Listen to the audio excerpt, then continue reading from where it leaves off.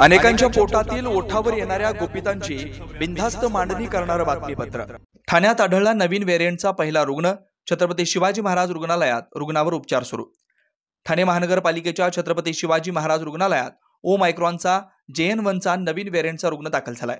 सदरचा रुग्ण 19 वर्षीय तरुणी असून तिला काल मंगळवारी दुपारी 4:30च्या दरम्यान उपचारासाठी दाखल करण्यात आलं।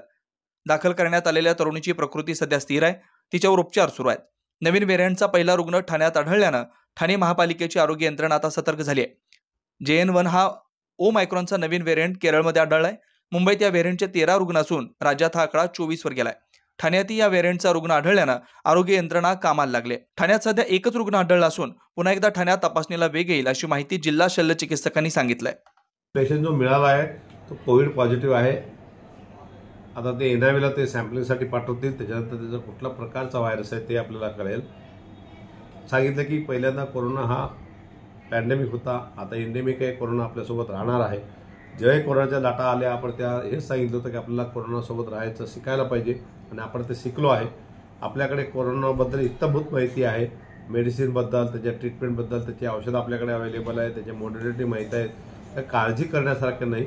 असं रॅन्डम आपण टेस्ट केले तर काही लोक पॉझिटिव्ह येतीलही, परंतु आपण काही पेशंट जे रिस्की आहे, जे ऑपरेशनला येतात किंवा बाकी डिलिव्हरी वगैरेला आपण त्या लोकांचे टेस्ट करतो, त्याच्यातनं काही लोक पॉझिटिव्ह येतात। तर काळजी करण्यासारखं नाही, परंतु जे कोमॉर्बिड लोक आहेत, ओल्ड एज आहे, ज्याला डायबिटीज, हायपरटेन्शन आहे, कॅन्सर आहे किंवा इम्युनोकॉम्प्रोमाइज्ड लोक आहेत, त्यांनी काळजी घेणं गरजेचं आहे।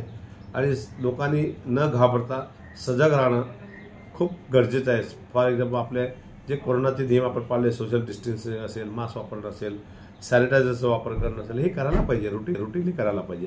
हे जर आपण केलं तर कोरोनाच काय बाकीचे कुठल्याही आजारापासून आपण स्वतःला प्रोटेक्ट करू शकतो, एवढं नक्की आहे। परंतु ह्या ज्या केसेस नवीन येत आहेत की नवीन अफवा उठत आहेत, इकडे तेवढे एवढे पॉझिटिव्ह, तेवढे पॉझिटिव्ह, थोड्याफार प्रमाणात कोरोनाच्या केसेस आपल्याकडे पॉझिटिव्ह येणारच आहे आणि आपल्याला काळजी करण्यासारखं नाही।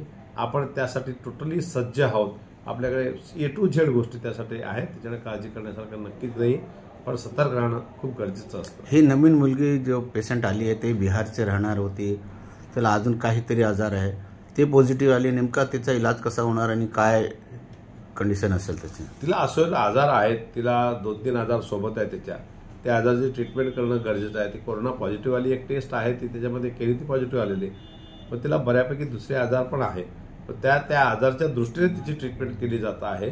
तर कोरोना सायमल्टेनियस ट्रीट केला जातोच आहे, त्याचा काही प्रश्न येत नाही, पण असं आजाराचं ट्रीटमेंट केली जात आहे। आणि मग पुढे आपण NIVला ते सॅम्पल्स पाठवतील महानगरपालिका, त्याच्यानंतर रिपोर्ट काय येतं, त्याच्यानंतर पुढच्या गोष्टी आपण ठरवता येतील। पण सध्या तरी असं पॅनिक किंवा घाबरण्यासारखी गोष्ट नक्कीच नाही आहे। जसं वातावरण सांगतात केरळापासून सुरुवात झाली आहे नवीन व्हायरसची, तर मुंबईला पण 13 पेशंट मिळाले आहे, ठाण्यात 1 पेशंट मिळाले, काही लोकांना काय संदेश देणार? नाही, म्युटेशन्स हा व्हायरस करत राहणार हे तर आपल्याला सगळ्यांनाच माहिती आहे की नवीन व्हॅरिएशन, नवीन व्हरायटी याच्यामध्ये येतच राहणार आहे, त्याच्यामुळे आपण काही घाबरण्यासारखे नाही आहेत।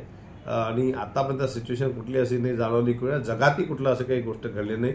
बऱ्यापैकी जगात पण नवीन म्युटेशन्स आणि ते नवीन व्हायरसचे प्रकार आले ते कोरोनाबद्दलचे, तर काळजी करण्यात बेधडक निर्भीड बिनधास्त मांडणी करणारा खबऱ्या लाईव्ह।